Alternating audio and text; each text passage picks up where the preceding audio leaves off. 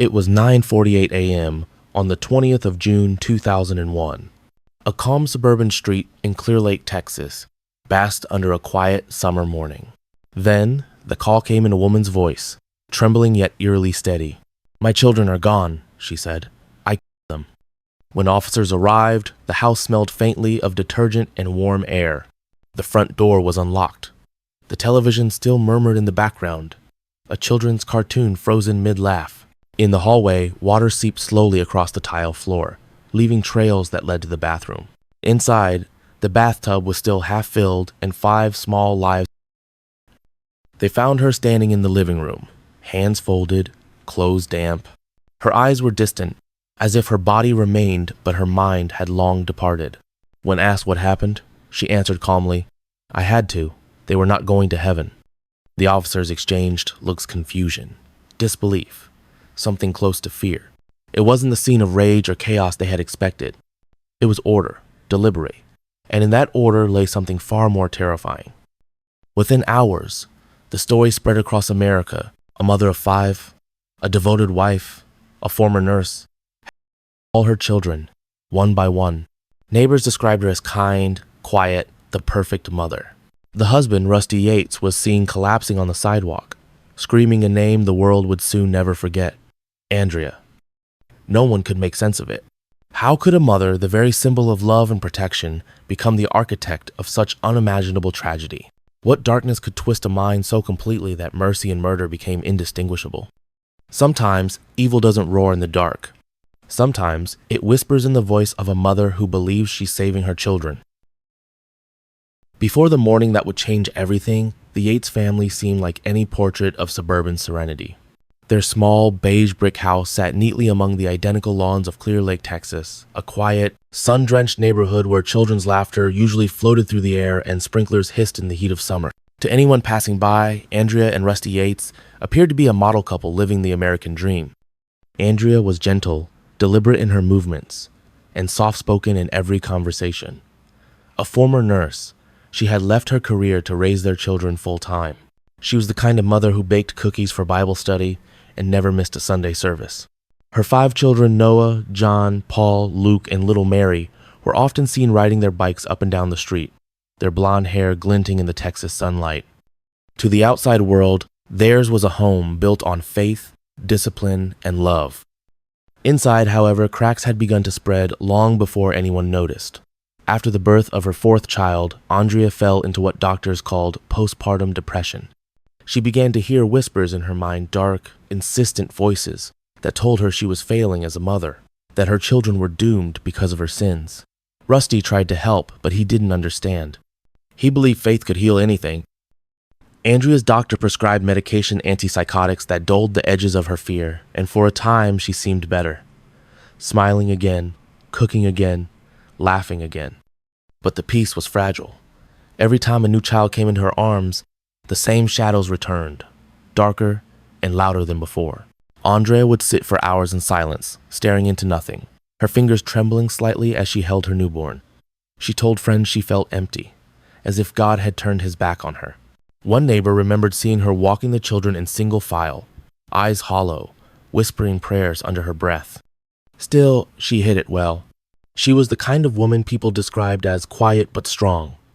Her husband, an engineer at NASA's Johnson Space Center, often boasted that Andrea managed the entire household on her own, homeschooling the children, cooking every meal, keeping everything spotless.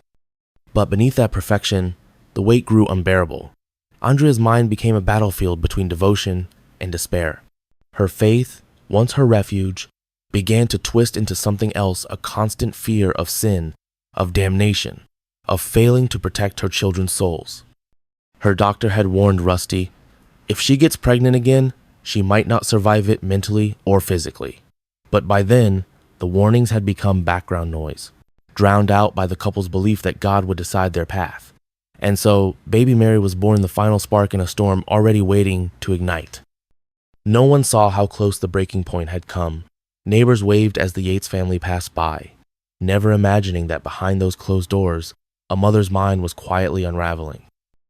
In the calm before the storm, Andrea still smiled for photographs. Her children gathered around her. It was a picture of perfection, one that, within weeks, would become a symbol of tragedy. No one knew that the same hands holding her baby so gently would soon end the lives of them all. The morning of June 20th, 2001 began like countless others in the Yates home. The sun crept through thin curtains, spilling gold over the kitchen counter. The cereal bowls were still lined neatly beside the sink, spoons glinting in the quiet. Rusty kissed his wife goodbye before heading to work at NASA, telling her he would call around noon to check in. Andrea nodded, her voice small and steady. "Okay," she said. "We'll be fine." But that morning, something inside her finally fractured. When the front door closed behind Rusty, silence swallowed the house. The air hung heavy, suffocating, as Andrea stood alone in the kitchen. The hum of the refrigerator seemed louder than usual. She walked toward the hallway where family photographs lined the wall, smiling faces, birthdays, tiny hands clutching hers. She stared at them, not with anger, but with an unbearable sorrow. The voices in her mind whispered again, insistent, persuasive. They must be saved. Their souls must be freed before it's too late. Andrea moved to the bathroom. She turned on the faucet, and water began to fill the tub, a dull, rhythmic rush. It was a sound she had heard 1,000 times before when bathing her children, but this time it was different. She waited until the water reached halfway, then turned it off. She called out softly to her firstborn, 7-year-old Noah, "Sweetheart, come here." But she didn't start with him. She began with the youngest. 6-month-old Mary was first. Andrea held her close, kissing her forehead, whispering prayers through trembling lips. She believed she was sending her baby to heaven. She placed Mary's small body gently in the water. Minutes later, she carried her out, wrapped her in a blanket, and laid her on the bed. Then she called the boys, one after another, John, Paul, Luke. Each came in without suspicion, trusting the mother they loved. One by one, she ended their lives in that same quiet room. There were no screams, only the faint sound of splashing water and the muffled sobs of a woman whose mind had split between mercy and madness. When Noah, the eldest, entered, he saw the horror. He turned to run. Andrea caught him halfway down the hall, her voice pleading, "I'm sorry." His final cry echoed briefly, then silence returned. In less than an hour, 5 children, her entire world, were gone. Andrea placed them side by side on the bed, covering their faces with sheets. She left the youngest, Mary, still in the tub, as though unable to bear finishing what she had started. At 9:48 a.m., Andrea picked up the phone and dialed 911. Her tone was calm, almost detached. "I need the police," she said. "I just killed children." The dispatcher froze, thinking it was a prank, but her voice carried no tremor of deceit, only resignation. Minutes later, sirens pierced the stillness of Clear Lake. Police and paramedics rushed through the door, finding Andrea standing in the living room, wet footprints beneath her feet. She didn't resist. She didn't cry. When an officer asked her why, she answered simply, "Because I am a bad mother. I let them fall from God. I had to save them." Outside, neighbors gathered in confusion, shielding their mouths, some whispering prayers, others unable to comprehend what they were hearing. Rusty arrived shortly after, running across the lawn before collapsing in disbelief. The sound of his wailing cut through the murmurs of the crowd, the sound of a father who had just lost everything. Inside, detectives moved carefully through the house. Children's drawings still hung on the refrigerator. A half-finished Bible lay open on the counter. The smell of baby lotion lingered faintly in the air, mixing with something colder, the scent of water and despair. That day, the entire nation froze. It wasn't just the brutality that stunned people, it was the contradiction. A mother, once the embodiment of tenderness, had become the destroyer of her own blood. For the first time in years, America wasn't asking who did it. They were asking why. And somewhere in a holding cell that evening, Andrea Yates sat alone, her wet hair clinging to her face, staring blankly at the wall. She whispered to herself over and over, "They're safe now. They're with God." But in the silence that followed, even she seemed unsure if heaven could hear her anymore. In the days that followed, the Yates home became a shrine of horror. Reporters crowded outside the small house in Clear Lake, their cameras aimed at the front door as investigators came and went. Every news broadcast in America repeated the same headline: "Mother kills her 5 children." The nation wanted answers, but none of them would come easily. Inside the Houston Police Department, detectives faced a case that defied comprehension. There was no motive in the usual sense, no jealousy, no rage, no insurance money. Andrea Yates had confessed freely. Yet her words made little sense. She said again and again, her tone unwavering. They were not right. They were going to hell. I had to save them. Her calmness disturbed even the most seasoned investigators. One detective later said, "She wasn't hysterical. She wasn't detached. She was convinced." It was the conviction of someone who had crossed a line between reality and delusion and could no longer tell the difference. The initial interviews revealed a timeline of escalating warning signs that had been ignored. Medical records showed multiple hospitalizations for postpartum psychosis, a rare but devastating disorder. Andrea had been prescribed antipsychotic medication, but in the weeks before the murders, her husband had encouraged her to stop taking it. She seemed better, he said later. I thought Faith could do the rest. Investigators soon realized this was not a story of sudden violence. It was a slow collapse, years in the making. Doctors, family members, even clergy had all seen pieces of the puzzle, but no one had connected them in time. When psychiatrists were brought in to evaluate her, they found a woman consumed by religious delusion. She believed she was marked by Satan, that her children were because of her sins. To save them, she thought, she had to send them to God first. It was a logic only madness could create a perverse inversion of love. Detectives found journals hidden in her bedroom, filled with verses from the Bible, each one twisted into warnings of damnation. One entry read, "Better to live in grace than let them fall to darkness." The handwriting was tight, uneven, frantic, the scrawl of a mind at war with itself. Public reaction was fierce and divided. Some saw her as a monster, the mother from hell. They called her while others saw something more tragic. A woman destroyed by illness, by isolation, by a faith that had become her prison.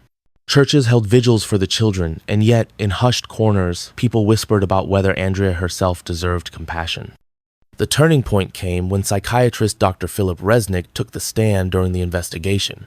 He explained that Andrea was suffering from one of the most severe cases of postpartum psychosis ever recorded, a condition that could distort reality so profoundly that a person could no longer distinguish salvation from destruction. His words changed the trajectory of the case. Still, the prosecution refused to yield. She knew right from wrong, the district attorney argued. She waited until her husband left for work. She called 911. That is not insanity. That is calculation.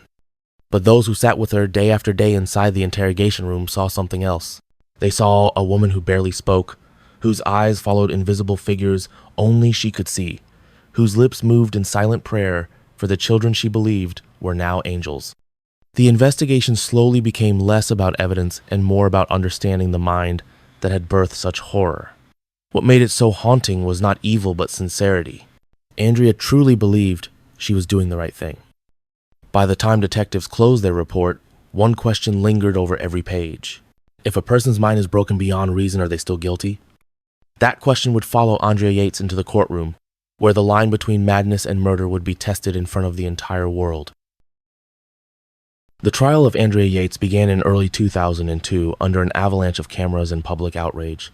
The courtroom in Houston brimmed with reporters, victims' advocates, and onlookers hungry for justice. Every seat was filled, every headline sharpened into a single question that seemed to echo across the nation. Was Andrea Yates evil, or was she insane? When she was led into the room, she looked small, almost fragile, her hair pulled back, her hands folded in front of her. The world expected a monster. What they saw was a pale, exhausted woman whose eyes were fixed on the floor. She did not weep. She did not look up. The prosecution wasted no time painting a portrait of cold calculation. She waited until her husband left for work, the district attorney told the jury. She filled the tub by one and then called 911. That is not confusion. That is premeditation. They emphasized her composure, her ability to recount the events clearly. To them, this was evidence that she knew what she had done was wrong. But the defense countered with a story that chilled the courtroom in a different way. Her attorney, George Parnham, called psychiatrists who had examined Andrea extensively. One by one, they described a mind torn apart by postpartum psychosis, a psychotic break so deep that she had lost all connection to reality. Dr. Philip Resnick testified that Andrea believed she was saving her children's souls from eternal damnation. She thought it was the only way to protect them from Satan, he said. In her mind, this was not murder, it was salvation. The jury listened as experts described the weeks before the killings, how she had stopped her medication, how she had been left alone despite repeated warnings, how she had been pacing, muttering about punishment and redemption. Rusty Yates took the stand, voice breaking, saying, "She loved those children. She loved them more than herself. She was sick. I should have seen it." Still, not everyone was willing to accept that explanation. The prosecution called its own expert, who insisted Andrea had the presence of mind to plan the killings. They pointed to her ability to dial 911 and tell police exactly what she'd done. "That shows awareness," the prosecutor said. "And awareness is guilt." After weeks of testimony, the courtroom was divided. Outside, the public split into two camps: those who demanded punishment, and those who saw in her a warning about the system's failure to recognize mental illness. When the verdict was finally read, the silence was absolute. Andrea Yates was found guilty of capital murder and sentenced to life in prison with the possibility of parole after 40 years. Reporters scribbled furiously. The cameras clicked. Some cried out in relief, others in disbelief. Andrea showed no reaction. She simply whispered, "I'm sorry," to no one in particular. But the story didn't end there. 4 years later, a shocking revelation surfaced. The prosecution's key witness, a forensic psychiatrist, had given false testimony, claiming Andrea had been inspired by a fictional crime scene from television. The scene he cited didn't exist. The entire foundation of premeditation collapsed. In 2006, Andrea Yates was granted a retrial. This time, the jury listened to the full medical history, every hospitalization, every psychotic episode, every cry for help ignored. They saw the pattern of delusion, the illness that blurred her reality until she no longer recognized her own children as human, but as souls in peril. After 3 weeks, the new verdict came: not guilty by reason of insanity. The judge ordered that Andrea be committed indefinitely to a high-security psychiatric hospital in Kerrville, Texas. She would not walk free, not because she was dangerous, but because her mind could never fully return to the world outside. As the gavel fell, a strange quiet filled the courtroom. Justice had been served in a way few could agree on. Rusty Yates sat motionless, his eyes closed, tears slipping silently down his face. Outside, the cameras asked again, who was Andrea Yates? A mother? A murderer? Or something that didn't fit either word? The law had given its answer, but for everyone watching, the truth was far less certain. Years have passed since that summer morning in 2001, yet the name Andrea Yates still drifts like a ghost through America's collective memory. The house in Clear Lake has long been sold.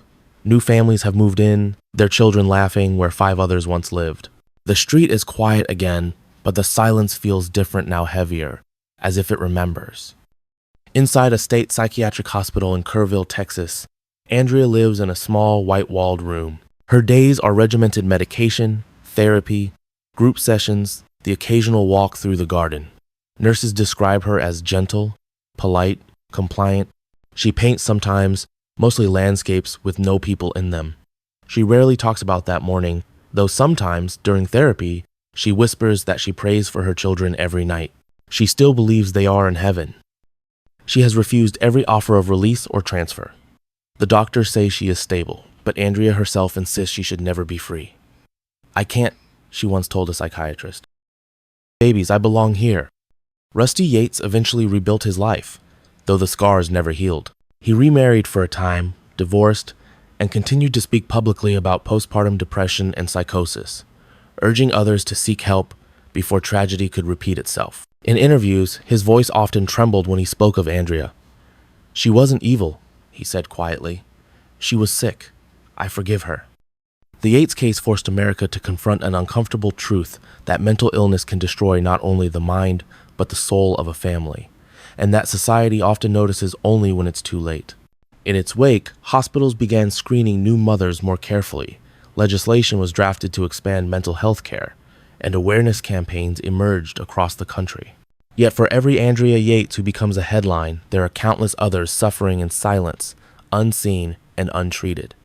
The tragedy of Andrea Yates endures because it unsettles our deepest instincts, the belief that a mother's love is pure, that faith is unshakable, that home is always safe.